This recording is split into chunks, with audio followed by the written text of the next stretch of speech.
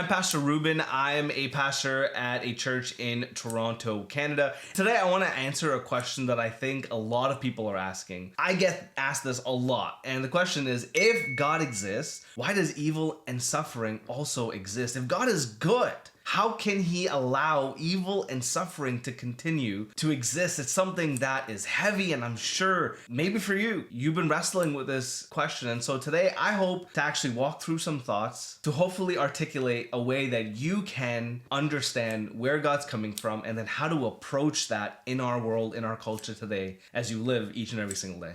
You know, it's a fair question.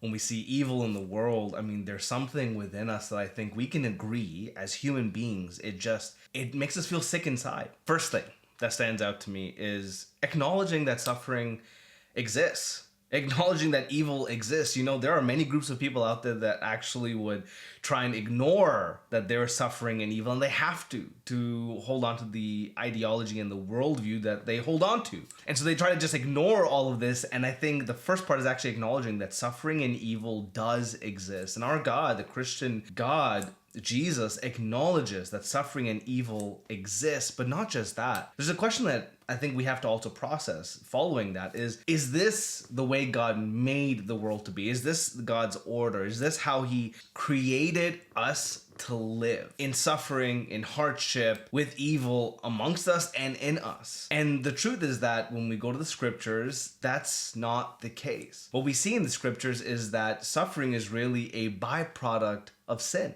It's a byproduct of this error, this brokenness that the Christians, including myself, say actually introduce all of this. And so when we go to the account in Genesis and we see the fall of mankind, we see Adam and Eve eating of the fruit and disobeying God, there enters in sin, there enters in the X factor to the perfect world that God created. And now what happens, what we believe is that evil and suffering are a byproduct of our brokenness, not a creation of God. In fact, the scriptures say, if you go to Psalms chapter 53, it talks about how, God looks down from heaven to see if there's anyone good and how he can't find anyone that's good, that in fact everyone has gone corrupt. In fact, when you go to the story of Noah, there's also this illustration of how this is where our world is. Our world is broken. Our world is frail. Our world is filled with evil and suffering. And so I think it's important to kind of see the scriptures' take and God's take on this, which is that suffering is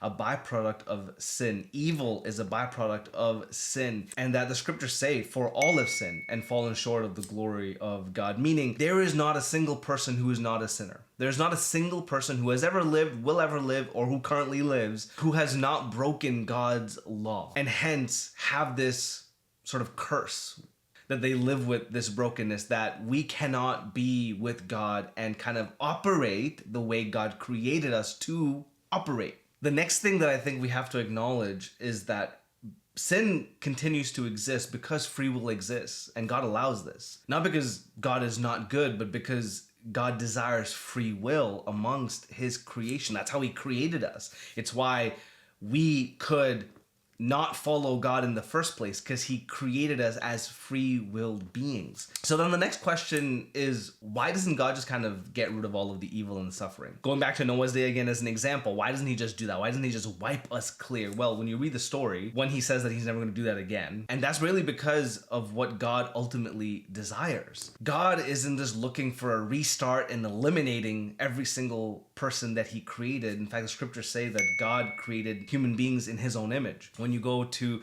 Genesis chapter 2, you see the beautiful relationship of God and man, and this intimacy that God desires with his people. That God, in fact, desires mercy. He desires reconciliation. He desires a relationship with us. He desires redemption, not eradication. And so this is where the struggle comes for us, because God desires this relationship. Evil and suffering still exist, and we are still free-willed beings, and God's desire is for this redemption to happen. Usher in Jesus, and why we as Christians are so heavily focused on Jesus. We believe that salvation has come through Jesus and Jesus alone. We believe that the world will never be perfect, and that God has planned a new world for us, heaven. And that for us to enter into this new world, we need this redemption. We need some sort of reconciliation.